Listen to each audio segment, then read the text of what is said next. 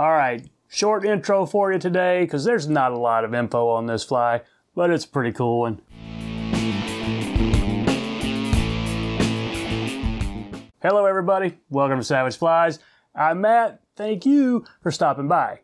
Now I know I've been tying a lot out of Federation Fly Fisher's Pattern Encyclopedia this week. Now I promise you I have a lot of other books too, but this one really is a pretty cool book, and I found another pattern in it that I just wanted to tie for the channel. Now this one is called the Yellerhammer. Now don't get confused with the Yellerhammer, which is a very popular nymph in the Smoky Mountains. This is a dry fly, and we don't really know who created it. The book here doesn't say much at all about it, but it does have a technique that I've never used before, and I thought it was kind of fun. And that technique is palmering a dry fly hackle really closely together for the body and then trimming it really short. So it almost looks like a spun deer hair and clipped body, but it's made from a hackle. So it's really unique, and I've never seen any other flies that use this technique, but it wasn't all that hard. It does take a little bit of time to do the trimming. So anyway, the Yellerhammer dry fly. Is this a forgotten fly?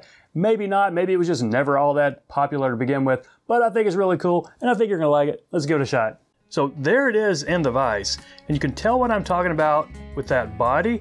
It almost looks like a spun deer hair body, but it's not. It's just a tightly palmered and clipped dry fly hackle. So I'm going to tie this on a size 14 standard length dry fly hook, and I'm going to use black thread in a 70 denier. I'll put a few wraps to get it caught in. I'm not going to take it all the way back just yet, because you've got an option here. We do have a wing that we're going to tie and split, and it's just mallard flank. So before you catch it in, hang your thread maybe the first third, but envision flipping that up. We do have a pretty big hackle, so let's try this right there. I think that's our position. 2 wraps right there. Now flip it up and see, is that going to be about the top of our hackle? Yeah, that's going to be pretty close. And catch it in, well, let's see. I'm going to go another wrap forward just to shorten the height on it right there. And remember, I'm going to put probably at least two, maybe 3 wraps of the hackle in front of it. So go ahead and snip this part off right here. And for a typical dry fly, now is when you might split this up and stack it vertical, you know, put a few wraps in front of it. But I'm not going to do that yet. I'm going to leave it laying flat because we've got a little bit going on with our body right here. I'll just try to smooth this out right here before I take it back. But I'm leaving that laying down just kind of to keep it out of the way. Now I'll take my thread back to the bend of the hook. I'm going to catch in my tail. And this one calls for yellow. And I'm going to use the same yellow that I'm going to palmer up. So this is the Grizzly dyed yellow, and it's a significant tail. Maybe not a whole hook length, but definitely longer than a hook gap. So I think that's going to work right there. Just enough to catch this in. Now go ahead and snip this off. And leaving that laying forward, helps you do things like this. So keep this body smooth. Not a big deal yet, but it will help. So this is the body, and this is a Grizzly dyed yellow dry fly hackle. If you don't have this, and I know a lot of people probably don't, I would definitely try to use some yellow. I mean, I think this is the big attractor part of the fly, that you've got this big yellow body. Okay.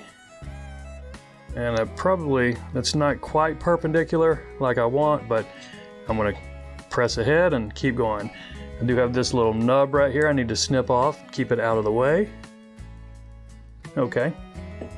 Now I'm going to leave my thread probably right here.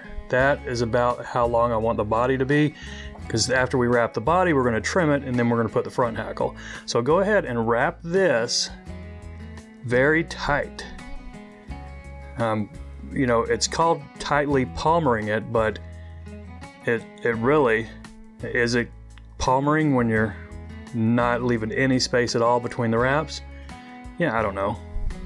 but go ahead and take it up to get your full length of the body where we hung that thread from.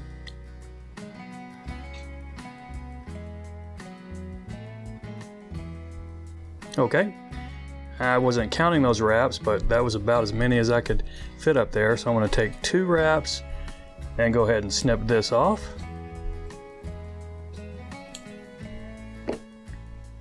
Maybe another wrap or 2 right here.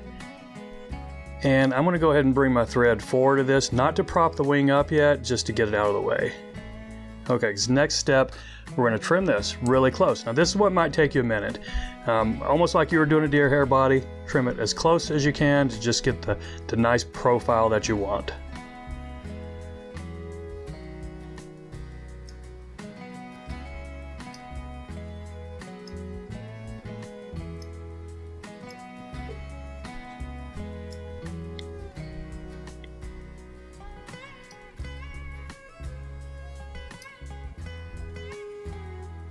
Okay, so that took us a minute there, but that is really a pretty cool looking body, and it's going to be a really high floater. So I'm going to back this thread off just a couple of turns, and now we can split and stand upright this wing right here. So I'm just kind of splitting it apart with my fingers, and I'm going to tighten my thread and then put 1 wrap right through it, and then the figure 8 X wraps, you might call them.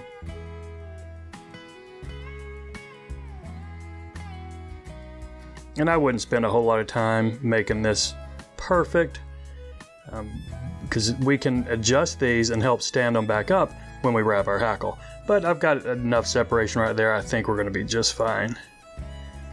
Now for the hackle, this one, do pay attention to the size of your feather, and it's white or light tan or light ginger.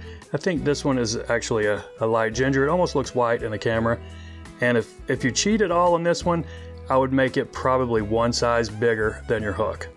So this is a 14 hook. This hackle fiber right here might actually be a 12. So I'm going to catch it in with 2 or 3 good wraps behind it, and then a wrap or 2 in front. And then I am going to have to snip this excess off right here because I've just got too much of it. Okay, and let's leave our thread up here to where we're going to do our head. So as I said, don't worry too much about that upright wing, because we can try and wrap this hackle or we can try and adjust that wing with these hackle wraps. So I'm going to put 2 or 3 behind it and then 2 or 3 in front of it and get us a nice pretty bushy hackle here. I'm just trying to keep these fibers for the most part perpendicular to the hook, which I can't always get, but that's always my goal for a dry fly like this.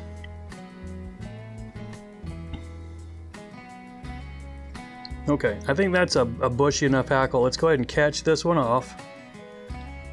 And we are going to have a couple going forward that we're going to have to trim, but that's okay, that happens.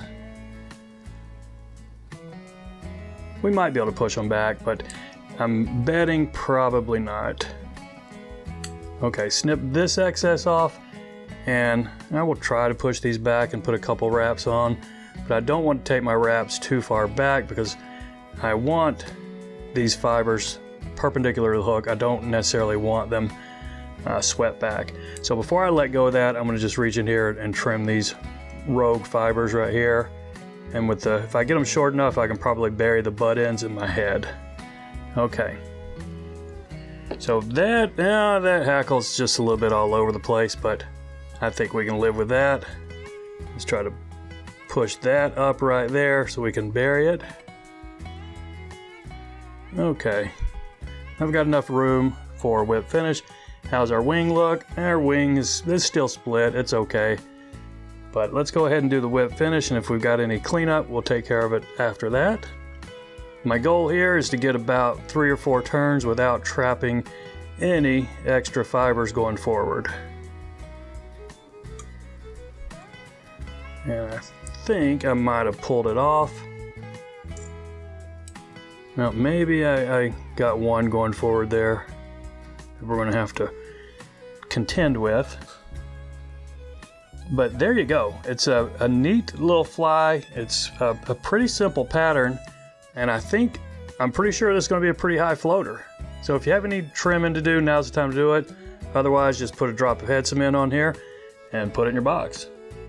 So there you go, a Yellerhammer dry fly.